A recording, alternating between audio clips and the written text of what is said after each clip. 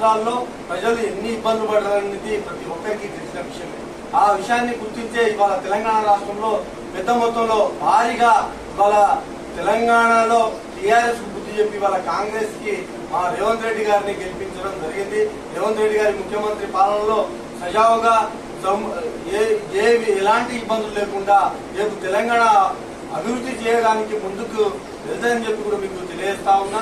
గతంలో స్కీములు ఏవైతే పథకాలు ఉన్నాయో 6 పథకాలు, ఆ 6 పథకాల్లో కూడా 2-3 పథకాలు ఆల్రెడీ అమల్లో జరుగుతూ ఉన్నాయి. ఇంకా 2-3 పథకాలు కూడా ఈ ఎలక్షన్స్ అయిపోయిన తర్వాత అమల్లో జరగడానికి మా రేవంత్ రెడ్డి గారు వాటికి కావాల్సిన చొరవ తీసుకుని ప్రతి ఒక్కరు కూడా సంతోషంగా ఉండాలని చెప్పని ముందుకు నడుస్తారని చెప్పి కూడా పత్రికాపూర్వకంగా తెలియజేస్తా ఉన్నా.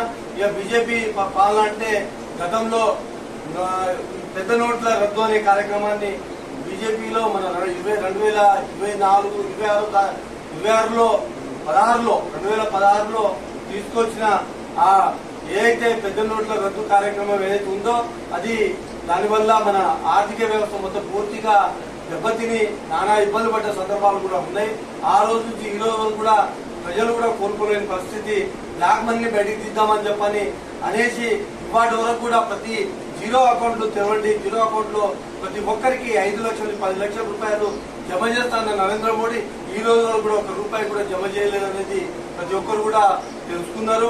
కాబట్టి వారి యొక్క మాయమాటలను నమ్మి వాళ్ళ ప్రజలు గాని యువకులు గాని వారికి ఓటేస్తే కనుక మళ్ళా తిరిగి మనము ఇంకో 20 సంవత్సరాలు వెనుకబడిపోతామని చెప్పని కూడా తెలియడం జరుగుతూ ఉంది.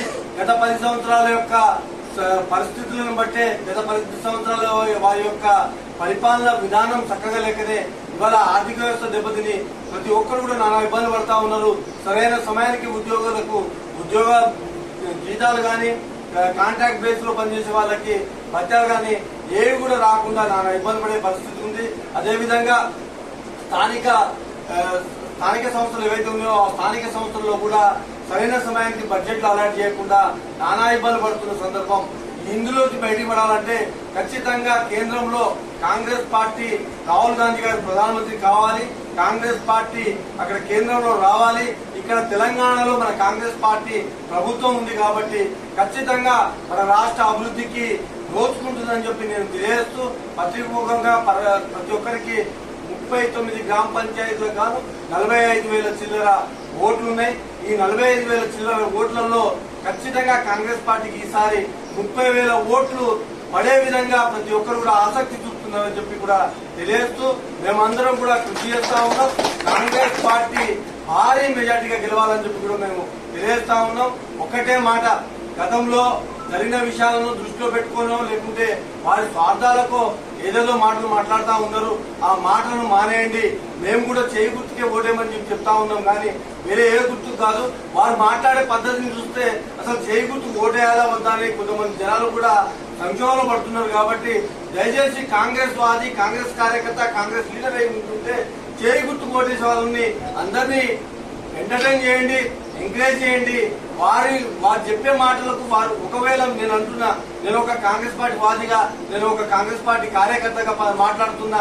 ఇవాళ గూడూరు మండలంలో నేను ఎన్నో సేవలు చేసిన ఈ కాంగ్రెస్ పార్టీ నిలబడడానికి, కాంగ్రెస్ పార్టీ కార్యకర్తను కాపాడడానికి ఆనిషాలు కష్టపడ్డ వ్యక్తిలో నేను ఒక వ్యక్తిని. అలాంటి వ్యక్తిత్వం ఉన్న వ్యక్తిని ఇవాళ కొన్ని సందర్భాల్లో కొన్ని ఇబ్బందుల వల్ల మమ్మల్ని జరిగిన విషయంలో అసెంబ్లీలో కొంత జరిగింది, గెలిపించాలి.